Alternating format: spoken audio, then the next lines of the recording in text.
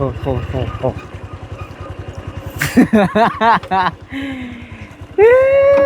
น้องน้องประยงได้คู่แล้วที่เนาะไปบุญเนาะอ่าอืมปิดวันนี้กูดีกันมันคือสันๆอยู่เฮ็ดให้มันนั่นดูสบายดีพี่น้องบดสิคูทุกคนเด้อยินดีต้อนรับเข้าสู่ช่องบ่าวนึกเผาไพรโอ้กระโตขี้ดื้อแท้กระโตขี้ดื้อเนาะกระโตขี้ฮอดไอ้นึกเห็นบ่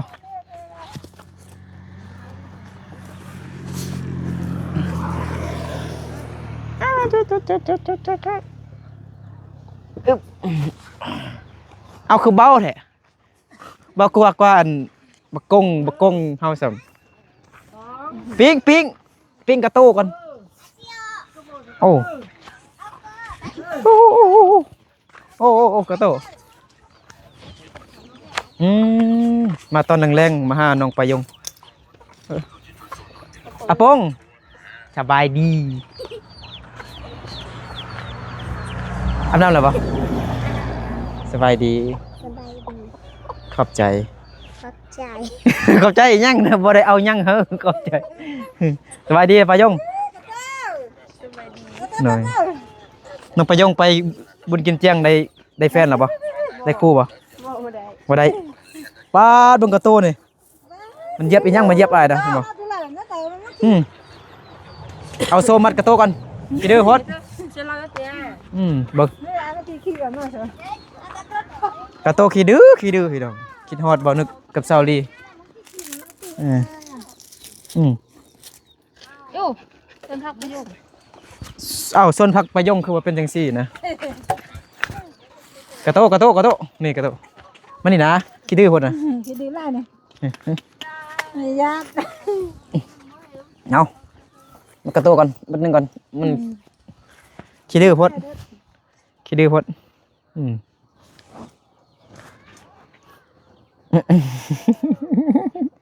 ขี้ดื้อพุ่นไงวะมันบ่เฮาเนาะมันบ่เฮาใครเด้อเนาะบ่คันถ้ามันเฝ้าเฮือนนี่มันก็นั่นได้สบายดีแม่น้องประยงเลยโอ้จับน้อยเอามัดไว้ใส่นะมัดนี่ก็ได้เนาะนี่เบิ่งนึงมัดเลยโอ้ยขี้ดื้อความขี้ดื้อเนาะสุดยอดเลยแหละ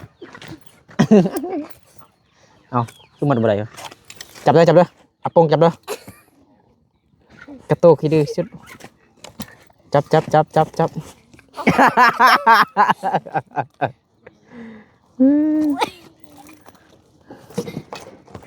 ก็คืออะไรอ่ะ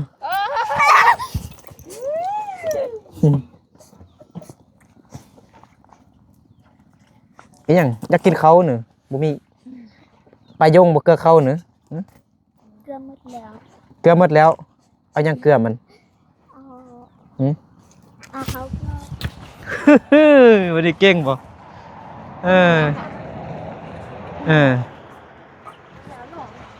ปลายงมาแต่มือใดก็ฮอตเมื่อกี้นี่บ่ฮอต6 โมงเลยนะไฟบ่เปิดเถอะปลายงนิดไม่วันนึงกัน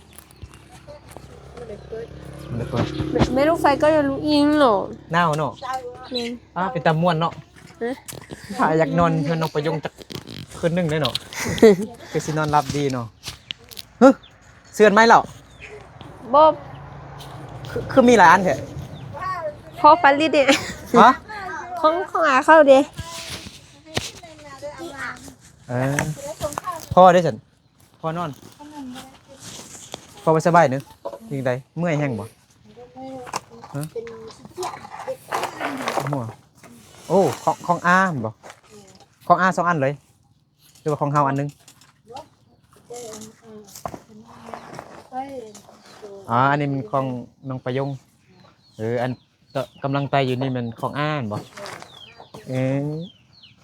เอาหาเนาะเลยกำลังสิกินเขานึ่งเขา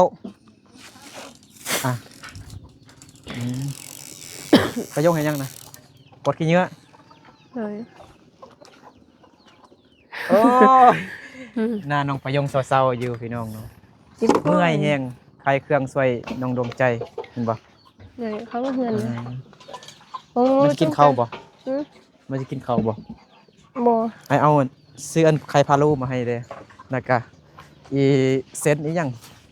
เส้นข้าว ใช่ ปุ้น เถอะ ขน นี่ ม ถึง เนี่ย มีแค่ไหนมันต้องใช้ช่างจริงๆนี่โอ้รับตัวเราถ้ากินเธอสิพันเขาบอกดูโยเกียเลยจ้ะว่าเตียงนะ อาป้งเอาไอคือกินไหมไข่พะโล้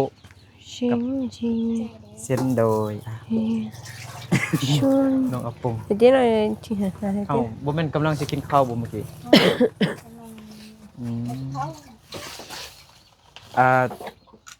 มีแต่พ่อบ่ไปบุญเหมือนบ่อ่า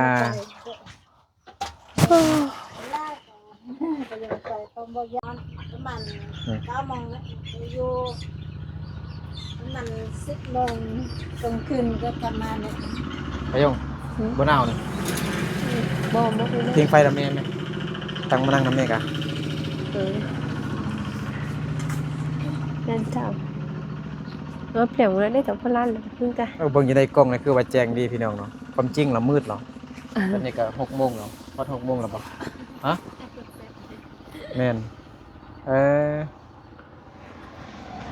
บ่เปิดกะอันนั้นมันแจ้งอยู่เนาะน้องประยงบ่สบายแล้วไปห้องหมอแล้วมาอื่นไปซักยาเนาะไปบ่ บ่ บ่ไป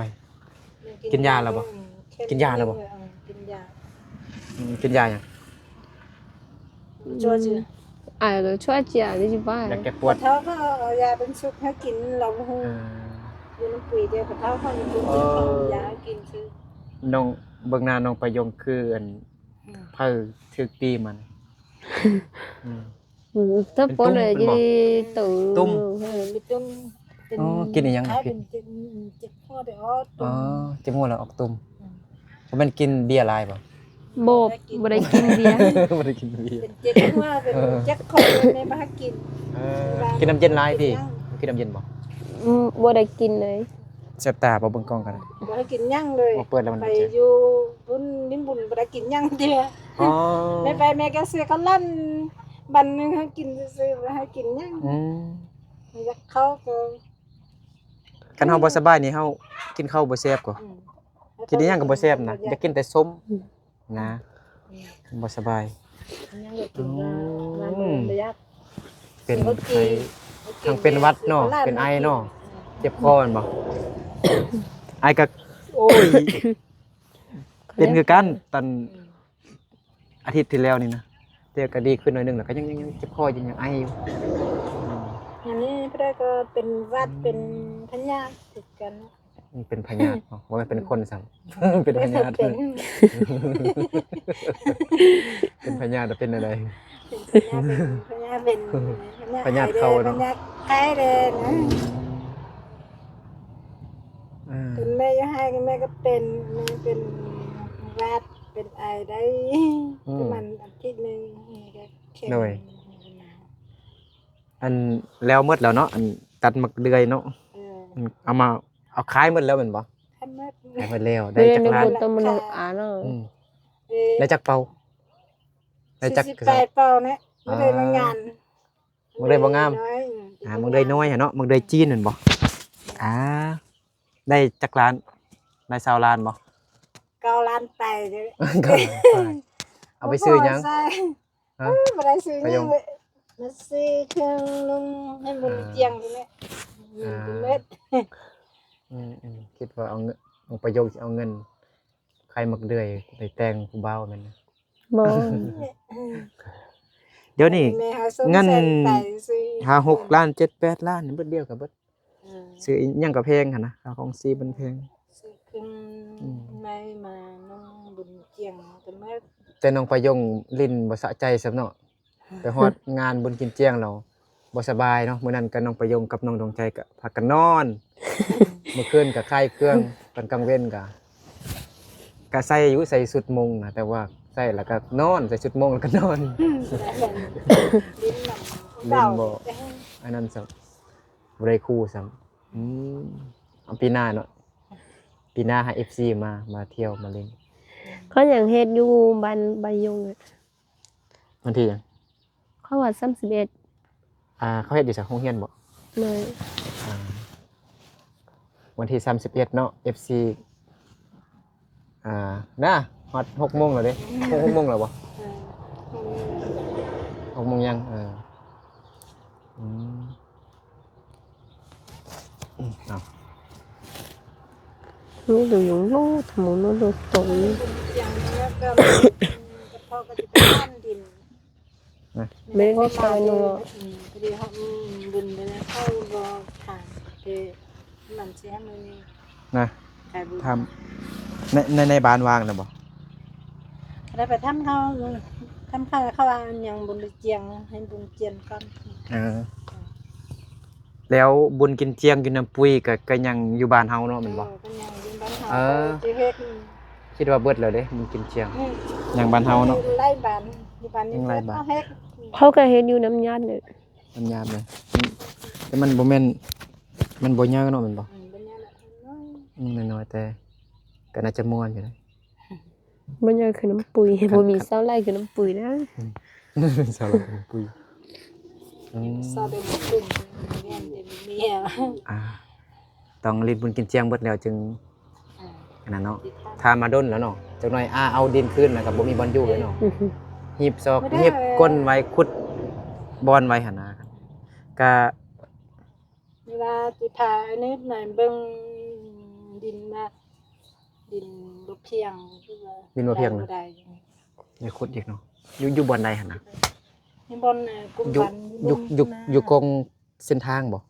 อยู่กองทางบ่ บ่ไก่ อยู่ทางเทิงกุ้มหรือว่าทางกอง เทิง โอ้ไกลอยู่เนาะไกลจากน้ำอีกเนาะ ดินบางงานนะแต่เอาไว้วันบ่ออกฮะ โอ้โห น้ำบ่เพียงแต่อย่าได้ แล้วมันมีอยู่บ่อนอื่นบ่ซั่นน่ะ จ้าบ่ได้ไปทาง ก็มีแต่บ่อนเดียว มีบ่อนนึงอยู่ถึงบ้านนี้แต่ว่าประมาณ จากร้าน บ่ได้ทางอันปีกายเนี่ยเอาได้5 ล้านแต่ว่าไปทำ5 ล้านแต่บ่ให้แต่ว่าประมาณไก่5 ล้านไป10 ล้านแต่ว่า10ไปล้าน ลอง หมดเลยคุณทั้งกันดินบ่เพียงแต่ยาแต่คนย่าเนาะอยู่บ่อนใดเนาะยังมีดินนี่หลายเนาะนาก็มีดินส่วนข้าวโพดก็หลายบ่อนอยู่เนาะอยู่ทางอันอยู่พุ่นแน่เนาะอันบ่อนที่น้องลาปลูกถั่วดินเนาะก็แม่นดินเนาะก็แม่นแหละรุ่นนี้ก็แม่นถึงเนี่ยดินจะสั้นเนี่ยก็มีบ่อนนึงเนี่ยตอนนึงบ่ว่าลองถามมึงดูได้จำได้คันมันอยู่พุ่นแล้วมันไกลดินรวมบ้านนี่ดินบ้านนี่มันแม่น้องประยงว่ามันไกลพี่น้องเนาะไกลน้ำหั่นนะมันอยู่จากไกลน้ำมันอยู่ภูเทิงเขามันมีทางเข้าหั่นนะมีทางรถเขาการลองทำบ่พี่กะถ้าได้คันของมันบ่แพงปานใดก็คือของไม่ได้เบาแล้วก็กลับผู้ใหญ่เพิ่นก็ให้ถามหั่นแหละผมเป็นล่ามมันเป็นได้ไปสั่งก็เลยไปร้อนสายเช้าบ่แม่นอยู่บ่อนอันกงกันข้ามกับบ่อนแปลงรถจักรกันบ่รถจักรไอยีนนะแม่นบ่อยู่ทางเทิงกันบ่ดินจะสั้นแต่อยู่ไกลนิดนึงเข้าบ่อนรถจกๆกันนะอยู่เวลาไปเมืองเพียงเราอยู่เมืองขวานบ่น่าจะเป็นตัวนั้นที่ชนะก็ไม่ตัวนั้นกับง่ายอยู่มอได้เนาะที่ท่านเนี่ยเอาถ้ายาวตอนนี้ก็อยู่มอเนาะคันบ่แพงใครได้เนาะเป็นพี่น้องก็ร่วมกันเด็กไก่น้ำก็บ่มีเด้ไฟก็ไก่ผู้ใหญ่เพิ่นก็เสียค่า10ปลายล้านนำเทก็เพิ่นน่าจะช่วยได้นะผู้ใหญ่เพิ่นก็ให้ทำผู้ใหญ่เพิ่นก็ว่าสิซื้อได้อยู่อันดิน อันตวน3ล้านหั่นนะถ้าซองตอนสินะให้ถามซองตอน6ล้าน7ล้านเนี่ยเขาก็สามารถซื้อให้ได้อยู่สินะ แต่ว่าพูนแต่เขาจะเฮาหรือว่าดินไก่เด้ก็บ่มีทันเขา 就学着道路ก็好接了，有好接， หมอ 我已经都学着等了。 ไอ้ลมแม่ก็เว้าภาษาลาวก็ได้นะหายนึกเข้าใจนำเด้เอ้ยเฮียนฝึกเว้าภาษาลาวหลายๆได้ต้องเว้าภาษาลาวเก่งๆนะ FC จึงมักเบิ่งอันนั้นก็เฮ็ดใหม่หมดแล้วเนาะปีใหม่แล้วก็เอาตัวเก่าทิ่มแล้วก็ใส่ตัวใหม่เนาะอันตัวเฮงเดือดแล้วเนี่ย2โลเนาะบ่ยังบ่มีแห้งเราเฮ็ดกินให้แม่เฮ็ดว่าผิวก็เปลี่ยนไปแล้วดำคือไอ้นึกแล้วบัดนี้ ตะกี้ขาวตอนนี้ดำแล้วดำคือไอ้นึกแล้วนี่ อันนี้บ่มาห้ามกันเสียงไปแม่ก็เครียดเอาเบียดเด้มัน มันเฮ็ดควันเด้น้องประยงโทรหาแม่น้องประยงโทรหามากินข้าวนำกันว่าซั่นเฮ็ดบุญเฮ็ดฮีทเฮ็ดคองพี่น้องเนาะบ่ได้มาซ้ำมีเวียกบ่นึกกับซาวลีมีเวียกพี่น้องเนาะน้องลาก็โทรมาก็บ่ได้มามื้อเดียวกันครับ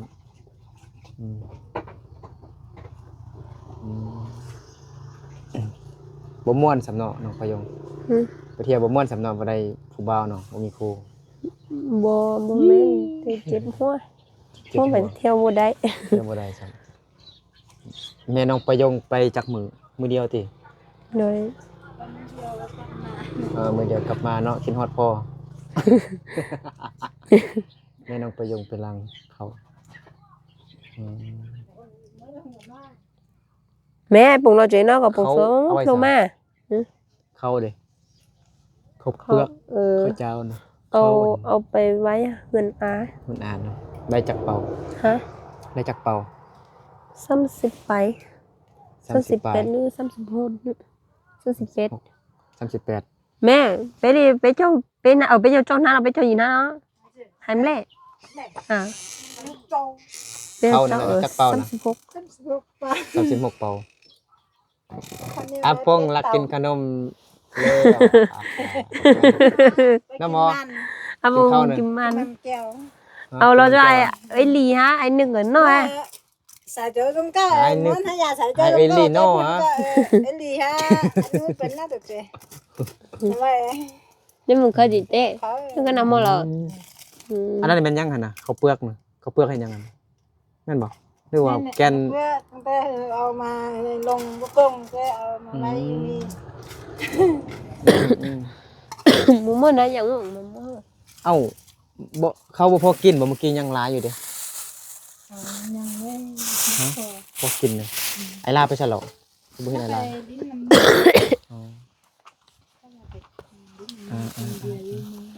โอ้โธ่ เชียวนะยัง ไฟโซลาร์เซลล์3ดอกมี3เครื่องหมดเลยแจ้งดีเลยบ่ดี มันดีนะ เอาให้เครื่องนึง ดีแหละ ของน้องประโยงมี2เครื่อง เจ็ดสิฮะสองเลย เครื่องนี้มันเอามาแต่เนาะเปิดตอนใดก็ได้ เจ็ดเราเครื่องกลางอันเครื่องของอันนี้ของอาส่วนตัวนี้มันจะเปิดอัตโนมัติเนาะ6 โมงมันก็จะเปิด จริงก็โหนี่มันไทยด้วยไปอยู่ ว่าเจ้าก็สั่งมา ไปยังหลังสองไอ้น้องนะ โล เดียวเตอร์เสียบหลังหัวเจ๋ง เรามันอยู่นอกเลยนะ นี่จริงผมมีโยงกัน เอาไว้นอกกัน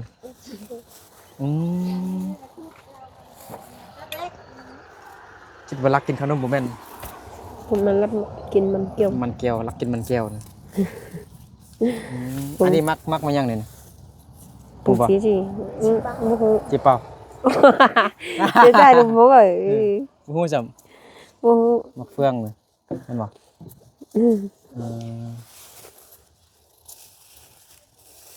ซีมังกรนั่นบ่ เลย คันแซ่บแล้วหายนึกกินคันบ่แซ่บแล้วบ่ให้มันบ่ เดี๋ยวมาบ่แม่ แซ่บบ่หวานบ่ ธรรมดา อาปงลองปอกให้นึกกินมึงดู แล้วก็มองไอ้นึงเนาะ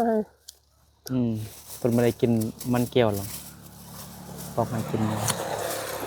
โอ้มืดแท้ๆแล้วพี่น้องปอก มันจะลงกับล่มจริงๆจอกhôm nữa sẽ chạm cha anh đừng ngồi ôn gần đó บ่หนาวเนอะหาเอ้ยรีบไปใจเด้อ nó kẹt quá à. ฮะ ông Minh mà anh như kinh bó กินปอกเลยừ. ตันดังอยู่ลงไปยงตันดังอยู่ เอ้ามีซีดอกเด้ hả มีซีดอกเนาะ ไฟโซลาร์เซลล์น้องไปยงมีซีดอกคุณchơi mà mình được ให้ đi จาก nè เครื่อง hả ให้จากเครื่อง mua hũ hả mua hũ ของมีจากเครื่องมันเป็นเครื่องเดียวหรือ2เครื่อง nương sao tí เครื่องนึงสิของน้องไปยง2 3เนาะ rồi ผมกินเขาคือบ่กินขนม cũng có chỉ nó nữa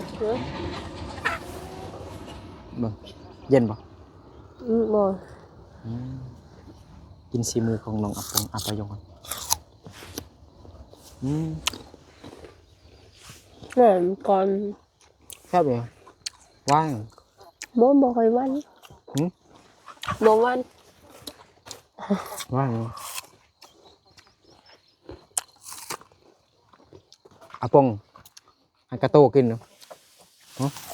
bây giờ con vẫn chơi gì à ở trường chơi đi tệ con lắm này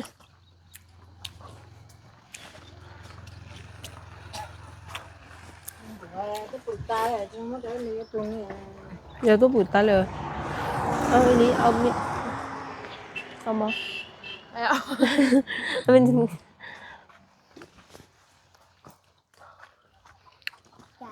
ở chế mặt này không cha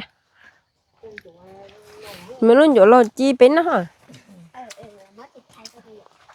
บ่เข้าโรงเรียนเหรอ một พักเรียนเหรอ mô màเขาเ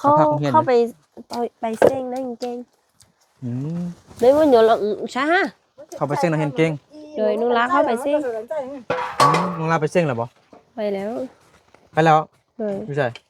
ไปมื้อนี้ ไปมื้อนี้อยู่ไส เมืองเพียง มึงเที่ยงก่อนนะ เลย ป้าถูกเอาตังค์ให้ทุ่ง ฮะ น้องไปยงเด้บ่ไปเซ็งนักเรียนเก่งบ่ บ่ไปอยู่บ่เก่ง แล้วบ่เก่งถ้าให้น้องอัปปงเนาะไปเนาะ อะปง อัปปงเก่งอะไรกันเลยเก่งอะไรด้วยน้อง giờ này thì keng cái này dùng nhìn để mà keng นะ như đây này thì nhá vào đây lệ ไปโรงเรียนเราบ่เก่งนะหมายนึกให้ mẹ em mớiอยู่ กีฬาเราเก่ง ký nói là ký ăn đúng không nhiều lấy mười này có một bà đâyเป็น มันเป็นอันนั้นเนาะเป็นหยังเป็นลูกเป็นโลก bố có trò mẹ จะใช้ได้มั้ย เฮ็ดหยังน่ะสิจี้กินน่ะมันเป็นกินเอาติแข็งกับปลาน้องประยงนะกับปลาน้องประยง nhiều tại nó tay của tao lau trên nước nó hồi nhiều nó phụ xuống đầu มาแจ้งดีมาทางนี้ แม่lấy ba cỡ thì chúng mình được sẵn nó là nhiều Nên nó lộn นี่ไอ้ลามาแล้วดิ tập đẹp lắm. ไอ้ลามาแล้วบ่บ่แม่นติ moment ให้หยัง này cũ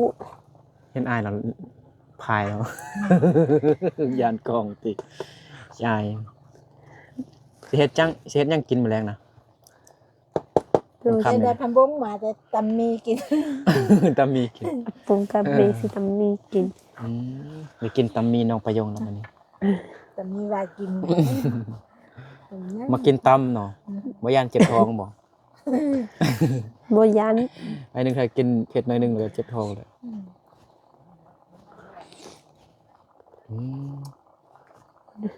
mẹ ơi chuẩn nói chứ กินบ่ได้ ก็ ติ ปือก็มาก็จุดได้จุด còn sao mà kín đâu เ ก็เฮานะ มื้อนั้นก็ตอนพ่อแม่น้องประยงไปนอนให้ก็มีอ่าแม่บ้านผู้หญิงอะนะผู้ใดซื้อมาลีบ่ ยินแต่ตุ้มมัว แม่นบ่ ก็แม่นเด้ แม่นซื้อมาลีบ่ประยง อือ ตอนน้องกำลังกินข้าวหั่นนี่ไปซื้อ บ่ ชิ้นห รู้ มูให้ ซื้อ นะหมูซื้อ อือ อ้าวบัดนี้พี่น้องตัวเองก็บ่ฮู้ซื้อไปจังได๋ แม่นเอ็นว่าไม่เอาตุ้มหมวยใช่มั้ย นะอันนั้นมันซื้อเป็นภาษาลุ่มติอันมาลีหั่นนะเลยจังได๋ ซื้อตู้สินะ ซื้อ ตัว เป็นเศร้าตัวนี้ อ๋อซื้อเป็นชาวอ๋อ ซื้อ นาลีหรือมาลีเราซื้อเป็นชาวนะ หรือว่านาลีเท่านั้นนาลีโทษเลย นั่นดีชัวร์ เออก็เอ้ยเพิ่นก็อ่าช่วยอันแม่เฒ่าผู้ที่ย่างบ่ได้ไปบ่เป็นหั่นนะอยู่ทางโค้งหั่นนะอยู่น้ำล้านหั่นนะก็ผู้ใหญ่เพิ่นก็ฝากเงินมาให้ล้านปลายล้าน7ล้าน8ล้าน9นี่แหละมื้อนั้นน่ะก็เอาเงินให้เราได้ล้านหนึงแล้วก็ซื้อเป็นผ้าห่มผ้าเสื้อเป็นของกอกของกินเป็นน้ำอิหยังให้แม่เฒ่าหั่นแต่ เฮาไม่มาช่วยเรา เต็ เต็ ม ม ช่วย Bơi dây này nó bơi dâyไป ซื้อดินหั่นนะเพราะว่ามื้อนั้นก็เอ้ยนาลีในบ้านเพิ่นก็ น้องตูเราก็ เอาเก็บ มัวตูเราก็หลังฮู้เนาะ จะมึงจิก็เลย มันจะกู ถามว่ามีผู้ใหญ่เพิ่นสิช่วยเหลือแม่เฒ่าเพิ่นอีกเต็มครอบครัวหนึงบ่ว่าซั่นเนาะเห็นบ่นึกมาหายน้องประยงเรามีผู้ใหญ่เพิ่นช่วยน้องประยงในบ้านเพิ่นก็หาบ่นึกนี่ โอ้ตอนนั้นเฮ็ดซะ ช่วยแม่เฒ่าเพิ่นได้ว่าซั่นแม่เฒ่าผู้ที่ยังบ่ได้ไปบ่เป็นหั่นพี่น้องเนาะมื้อนั้นแม่เฒ่าเพิ่นก็ให้ตอนมานึกไปหาทำอิฐตอนแรก คน ๆ ละ เนาะ เข้าตัว แม่เฒ่าเพิ่นให้เนาะเอาเงิน โอ ให้ เค แสนหนึง คนละให้ ตอนที่บ่นึกไปไทย ทำอิฐเนาะตอนที่ผู้ใหญ่เพิ่นยังบ่ทันฝากเงินช่วยเหลือ ป้างนั่นเลย แม่เฒ่าเพิ่นเทื่อแม่เฒ่าเพิ่นก็ให้มื้อนั้นพี่น้องดีใจเอาเงินให้แสนหนึงแล้วก็เป็นของกินเด้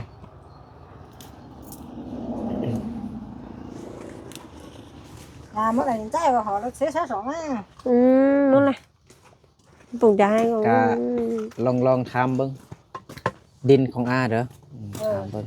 เป็นพี่น้องกันก็ลดให้ก็ได้พี่ จาก100 ล้าน50 ล้าน อันนี้ตัวอย่าง ผม ซื่อๆเด้อ ว่ามีผู้ใหญ่เพิ่นก็น่าจะถ้า10 ปลายล้านนี่น้อยหนึงเนี่ยก็น่าจะผู้ใหญ่เพิ่นน่าจะช่วยได้อยู่10 ปลายล้านว่าสิเฮ็ดเฮือนอีกได้นี่ใหญ่เพิ่นก็ยังตอนนี้ผู้ใหญ่เพิ่นก็สิช่วยน้องพะยงอยู่แต่ว่า ตอนนี้ต้องให้มันได้ดินก่อนนะแล้วจึงต่อไปแล้วสิเฮ็ดหยังเฮ็ดห้องน้ำหรือว่าสิเฮ็ดแนวใดดินน้องประยงสิปลูกเฮือนน้องประยงสิปลูกผักก่อนบ่หรือจังไดสิปลูกเฮือนก่อน ปลูกผักก่อนบ่มีบ่อนอยู่เด้อผู้ใหญ่เพิ่นก็โอ้ผู้ที่ฝากเงินให้ซื้อดินก็เพิ่นก็งงท้าอยู่รอท้าอยู่ตอนใดเนาะน้องประยงจึงสิได้มีดินสิได้ที่ดินเป็นของตัวเองสิมีบ้าน FC เพิ่นก็ยังติดตามอยู่น้องประยงแต่ในบ้านเพิ่นบ่ว่างตลอด อ้าวได้ยินว่าเขาสิช่วยหลายเป็นยังบ่เห็นช่วยแม่กับพ่อก็มาทานเด้คำนั้นบ้านเขาก็มาทางไปเทดินก็ยังบ่ได้ช่วยซื้อช่วยอยู่ ต้องเป็นปีใหม่แล้วเนาะผู้ใหญ่เพิ่นก็โทรหามื้อนั้นเนาะไ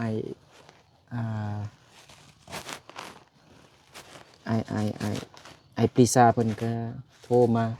ถามเป็นได้เรื่องดินน้องประยงได้แล้วบ่ไอว่ายังบ่ทันได้คือในบ้านบ่ว่างเทื่อว่า แต่ท่านแต่สิได้ที่ว่ายังเขายังให้บุญเที่ยงนี่เขายังให้ความแต่เขาบ่ทางไปไกลนี่ไปก็ท่านสิได้ เจ้าลุงเหรอ นี่ว่าอยู่คนแต่คนดูไล่ดีว่าทางก็บ่มีทางเข้าก็ไกลไฟยากคนใหม่ว่า ไก่ไฟ ก่น้ำ สี่ซอยเด้เอาเงินได้นิดนึงน่ะถ้าเอาบนไม้ได้บนอยู่ แล้วจิย่อ พี่น้องแล้วอยู่กันเหมือนกัน ไอ้ลาจิโยเจ อ่า ไปท่าลุงเก่าลาท่าลุงเก่า Lại bà ta nghe nói giấc của nên tú thâu lá bài rồi bài xí trừ à anh ta bài tỷ lâu nữa rồi nó tỷ lâu นี่เล่าเลยแก tỷ lâu โคงเน่าอ่ะ เป็นเดือนได้ตามอยู่นั่นน่ะเพิ่น ยังมีบุญกินเจียงอยู่เด้อเนาะ FC ทานได้ผู้ใดอยากมาเที่ยวมาลินบุญกินเจียงก็หีบมาเด้อช่วงนี้ก็ยังมีบุญกินเจียงอยู่แต่ก็บุญกินเจียงเพิ่นเฮ็ดอยู่ในหมู่บ้านเนาะจะบ่ได้จัดใหญ่ๆคืออยู่น้ำปุ้ยมื้อนั้นเนาะบางทีอาจจะก็น่าจะใหญ่อยู่ได้บ้านเกี่ยวแคมกับก็ใหญ่อยู่ได้ผู้สาวก็หลายอยู่บางทีก็น่าจะมีผู้สาวอยู่บ้านอื่นนั่นนะเอามาเล่นอยู่บ้านน้องประยงเด้บนกินเจียง ไปน้ำคุยแต่บอกคงคาเด้ไปเป็นไข้ไม่มีบ่ได้ไปลิ้น ไอไป3มื้อพุ่นเด้ไป3มื้อซ้อนเลยอ้ายน่ะ3มื้อเลยนะเที่ยวไปเที่ยวมาอยู่นั่นแหละมื้อสุดท้ายเราบ่ได้ไปซ้ำ มันไปมุกมนเลย บ่ม่วนว่ามีคนหลายเนาะ บ่มี ขนาดวันที่23มันก็ยังคนน้อยๆเนาะอ้ายก็ เซาซี่แล้วบ่มีคนเลย บ่มีคนเลย บ่มีแต่ผู้ไข้เขื่อน บ่มีแต่ผู้ใกล้เครื่อง เขาเมื่อยเด้เนาะเมื่อยอ้ายก็เมื่อยคือกันไป3 คนอยู่ไกลก็ 3มื้อซ้อนนะ นะ แม่นคนอยู่ไกลกลับบ้าน กับไปบ้าน มันม่วนก็มีแต่มือวันที่22หั่นม่วนน่ะ 3เดือน คนหลาย เหมือนได้แล้วเซา 22หั่นน่ะ22 23นี่ก็คนเริ่มน้อยแล้วบัดนี้เซาซี่แล้วบ่มี สี่ เล บ่ ย มีเลยมีแต่อันแม่ค้าเนาะแม่ค้าสาวขายเพิ่น เซาซี่แล้วเข้าไปน้ำยามมื้อ ไปสัมภาษณ์ผู้สาวมงเนี่ยบางคนก็บอกเบอร์บอกเฟซผิด หาผู้ใดก็บ่ได้อุ้ยน้องผู้สาวมงกี่ตัวเลย ก็มาอยากบ่ไปเทน มีคนก็ทึกอยู่คือน้องไปจั่วอยู่บ้านน้ำทรงอายุ17 ปีผู้ใหญ่ก็พอดีเป็นผู้สาวเต็มโตแล้วก็ยังบ่มีแฟนเทื่อว่าซั่นลาวก็เพิ่นก็ผู้สาวน้องไปจั่วก็น่าจะเป็นผู้มีเด้หั่นนะเบิ่งการแต่งตัวแล้วก็โทรศัพท์อีหยังก็ใส่ iPhone 16คุณได้ทั้งงามทั้งแบบใส่สุดก็บ่คือราคาแพงๆ ราคาเป็น2ล้าน3ล้านทักหาลงไปจั่วอยู่น้ำทรงมือวานนี่ก็บ่ทันได้เราก็ไปลิ้นอยู่บ้านห้วยเส้นคำมันอยู่นำแต่บ่ทัน แล้วสักคำก็เข้าไปให้มนต์ ก็เฮ็ดอยู่เฮ็ดมือก่อนมื้อวาน แม่ละอวยไปเจ้าที่ฮู้เฮาฮู้เฮา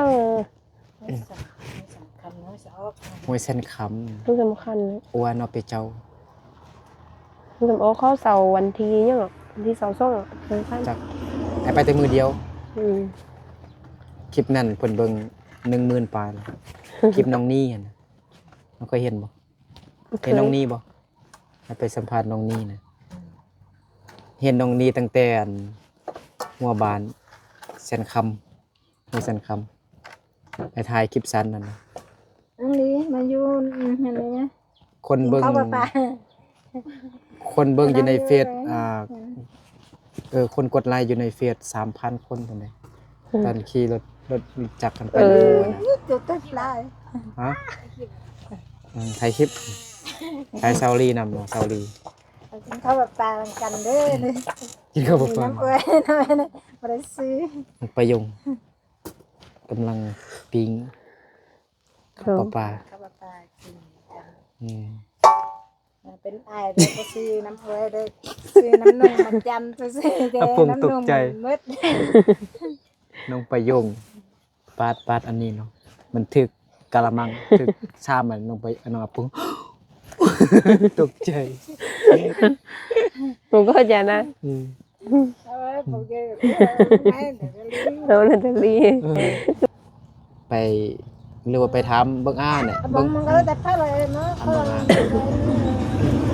แล้วก็สิถามเบิ่งผู้ใหญ่เพิ่นอีกว่าเพิ่นสามารถช่วยได้สำใด มัน กั ก็ น แต่ถ้าเราจะมากูอ่ะ ถ้าแม่นอยู่บ่อนดินร่วมมันก็ดินบ้านกับคือสิ ไกลนำอยู่พี่น้องเนาะมันอยู่ จากนำนั่นน่ะโอ้ลำบากอยู่เทิงภูพุ่นพี่น้องเนาะ นู่นน่ะ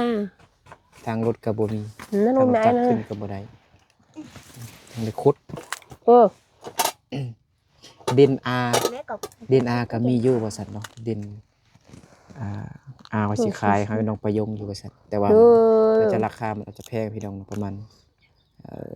2-3 หมื่น ตัวน้องเหรอ 2-3 หมื่นบาท 2-3 หมื่น 30,000 กว่าบาทนี่แหละ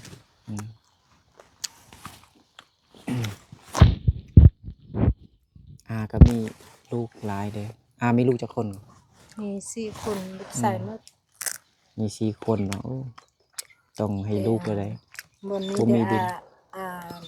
ให้ไปจน4กันให้ลูกใส่4 คนให้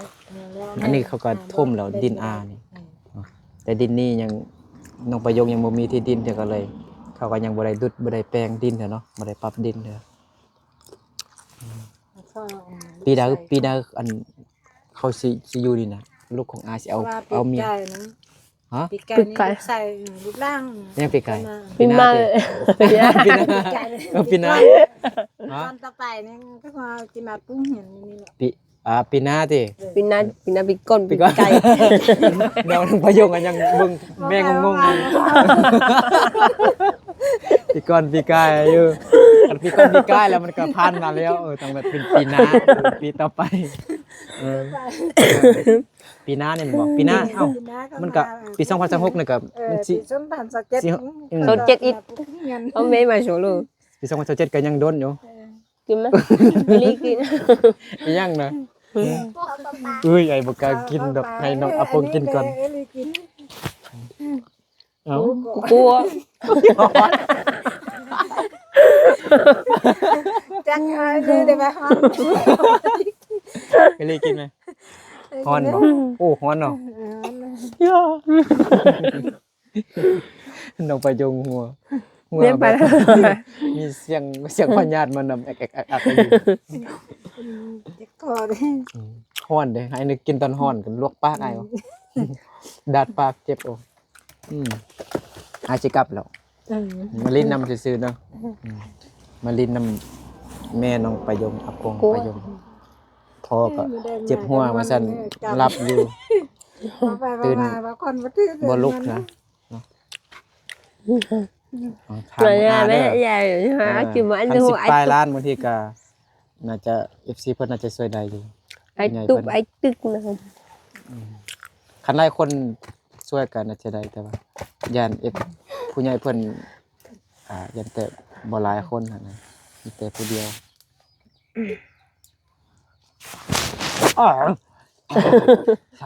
ซอมันบอก anh chơi đi nó nó có mày cần nó กันก็กินลูกมันจะเอาตัวนั้นแหละ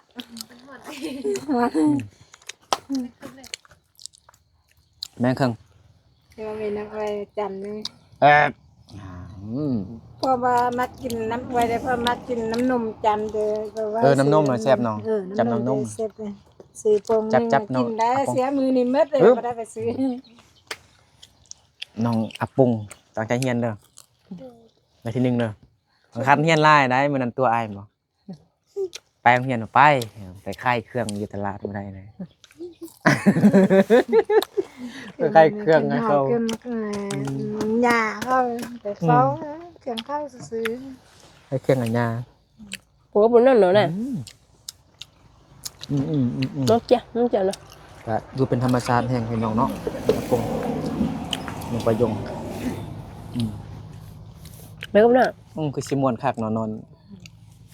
เงินน้องประยง อยู่ติดกับสวนอันนั้นเด้จะมีเสียงอันจิเล่นแม่เสียงจีนายอีหยังต่างๆห้องที่คือเขานอนอยู่สวนนั่นน่ะ กินฮอดตอนน้อย อยู่บ้านคือว่าอยู่ซ่อนอยู่ขึ้นบ้านน่ะ มันอยู่แคมป์ป้าเลยเนาะ อืม น้อยเฮาอยู่สุดป่ากลับละกลับก่อนได้เด้อ ได้ลากเข้ามา เวลาเนาะ แม่น เอาละกำมองก็เป็น โอเคน้องปายงแม่ปายงเด้อเอาปงเด้อบายเด้อกลับก่อนเด้อ สิเด้อ ไปเด้ โน่มันจึงมาลินนำไมอื่นคือช่วงนี้ไปใช่ช่วงนี้ไปใช่อยู่บ้านสิ นายอยู่บ้าน ทำไมแล้วเบิ่งเจียงก่อนเนาะจึงไปใช่ไปหาเงินบ่เอาเส้นเฮียนเก่ง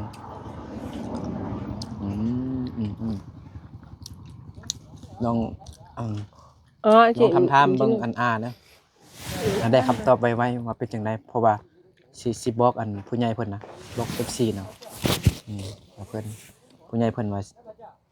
ว่าจังได๋หั่นนะผู้ใหญ่เพิ่นสิสามารถช่วยจำได้หั่นนะ ไปเด้อ อยากได้คำตอบไวๆเด้อมื้อแล้วก็ลองข้ามบางลงบางเบิ่งเด้อ แม่ก็จะไปท่านอาเด้อ โอ้ย จนอยู่ประมาณ พี่น้องกันกับใครถือก็ได้โอ้สบายดีย่อยชงโอ้ปลาจิล่ออย่ามันมาปลาโถ มาเล่นข้าวขอเด้อแล้วเจ้าตอกก็ ลามา เอาแล้วตัวแค่นี้มันคออ่ะ เอ้าเมื่อกี้ถามว่าไอ้ลาไปยังไอ้ลาไปอันนั้นว่าฉัน เอาไอ้รับไปลากกับมดนี่ ใช่แม่อยู่ว่าไป ไอ้ลาไปเฮ็ดเวียกได้ไปห้า ไปกิน นี่มันขอจ้องเถอะ เล่นไปเนี่ย มันจ้องเถอะ นั่นเราไปนี่ โอ้ โอเคเดี๋ยวบันทึกเดินทางกลับบ้านก่อนพี่น้องเนาะอย่ามาเดินน้องอากงไปยง ได้ เนี่ยไป โอ้ยลื่นใหม่ตลอด ลืมไม้ตลอดลืมไปฮอตบ้านมันกลับมาอีกนะ อาจจะดีไปแห้งมาซื้อคุณสุกคนเด้อเดี๋ยวบันทึกเดินทางกลับบ้านก่อนเนาะบ๊ายบาย